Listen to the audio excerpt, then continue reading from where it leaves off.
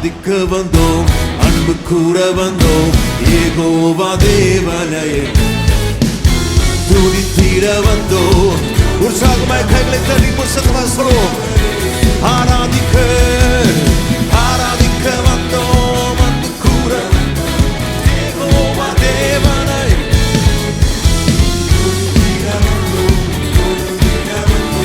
தூயவர் அலங்கார வாசலாலே பிரவேசிக்க வந்து நிற்கிறோம்.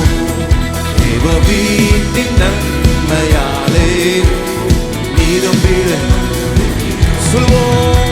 அலங்கார வாசலாலே தேவ வீட்டின் நன்மையாலே நீதம் ஆராதிக்க வந்து